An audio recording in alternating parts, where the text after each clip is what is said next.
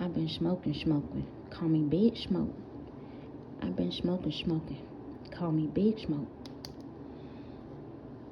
I've been on Big Smoke. Big Smoke. You think somebody got time to ride your wave?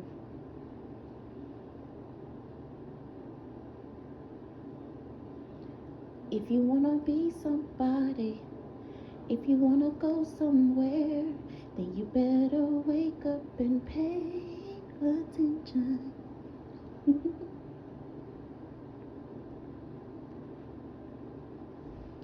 If you wanna be somebody, if you wanna go somewhere, then you better wake up and pay attention. If you wanna be somebody, if you wanna go somewhere, you better wake up and pay attention.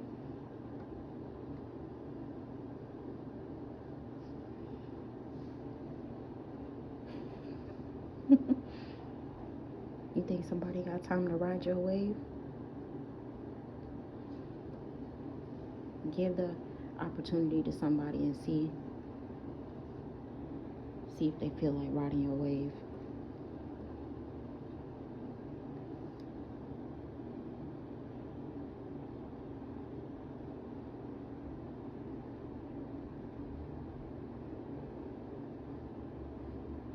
I said,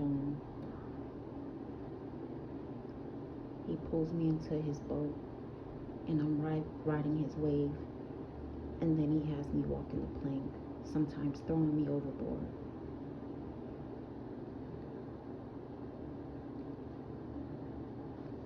You think I want to ride your wave?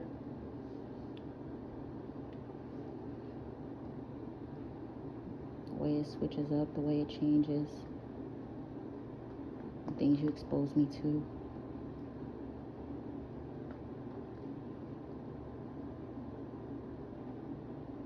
Teach you self-care, teach you self-worth. Self-worth, self-care.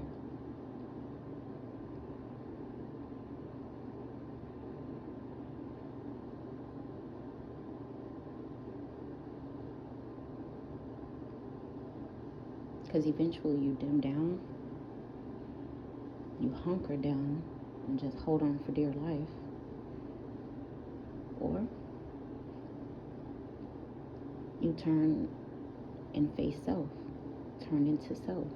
Because see, what it is that, like how you can, I dream of Jeannie, like how she crossed her arms and then bow her head real quick, and another thing pops up, or her wish or whatever she's wishing or demanding pops up. It's like that.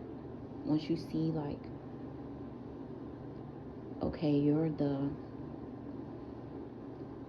navigator, so in order to get something different, you have to manifest something different. You have to become different. Like, maybe not change who you are different, but strive for something else. Pull other things into your, existence with you, your reality with you. And in order to do that, you have to change yourself. Just like if I want to be a pro athlete, I got to work harder than somebody that's on the junior varsity. I got to practice more. I have to change myself. I have to start to bring different things into my reality.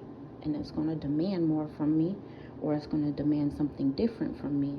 And I have to be willing to see, okay, well, if this arena isn't working, then cross my arms, bow my head, boop, manifest another situation. But see, people think that by moving the outer pieces is the way that you get it, and that's not necessarily true. Yes, you may have to move some things about and move some things around you, but at the same time, the only way you can really master it is by fixing yourself. Because then no matter what arena you're in, you'll always advance. Being alone, being at one.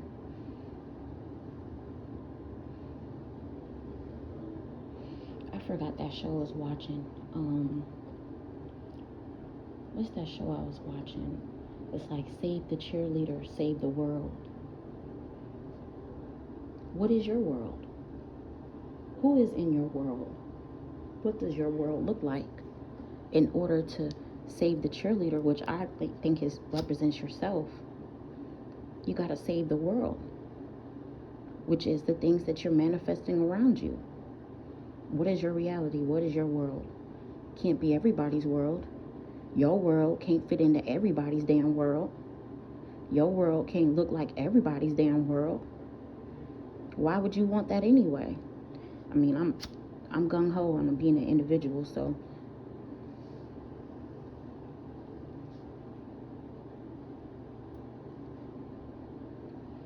but your world can't emulate everything that's in somebody else's world. You can't be like, here, fit my world into your world so my world can look like yours and my world can work like yours, because your world ain't gonna do that. It ain't meant to do that. I always used to feel like, why do we have jobs? Because what if we just came to the earth and knew what we were supposed to do and everybody just did it? Why do we have all this economic struggle when there's so much to gain from the earth, from the world, in healthy ways and in good ways? But you just can't have that many damn people that don't give a fuck and have a perfect world. Too many worlds, too many mind spaces, too many interactions with outside worlds start to infiltrate your world.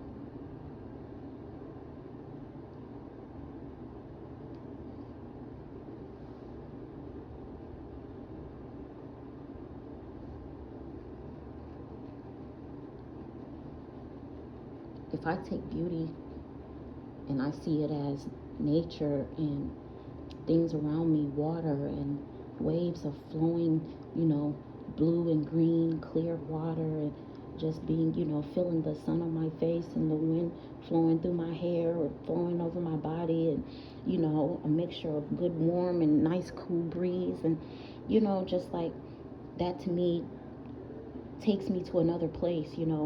If that's my perfect world and somebody else sees it as the freedom to just ride a motorcycle and throw trash over the world, throw trash on the street, or just being free and doesn't take pride in those types of beauties, do you think that they're going to strive to keep it that way, to keep it beautiful? No.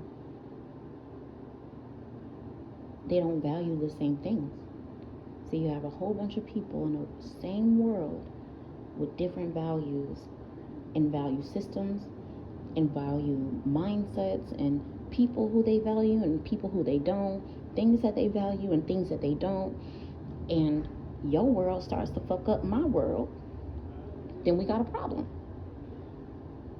That's why people fight. That's why people break up. That's why people, some people pollute, some people don't, some people recycle, some people feel like it's bullshit like me. But, I still don't throw shit on the ground. It's even hard for me to spit outside. I'd rather spit in a napkin or tissue or flush it down a toilet or in a sink or something. I just can't, but that's my value system. That's my mindset when it comes to certain things. Some people shitting grass. Now they world definitely fucking up my world at this point.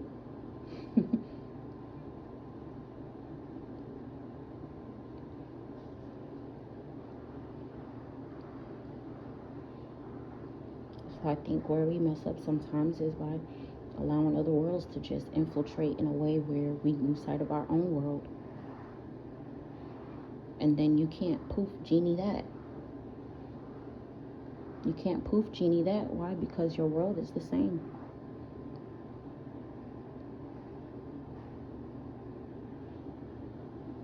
Now, I feel like when it comes to relationships, if you start to realize that that world is no longer serving your world, or you've given some sort of reign to somebody who doesn't know how to reign your world, and then you start to say, you know what, I don't think you should be president anymore. Let's vote this thing out of office.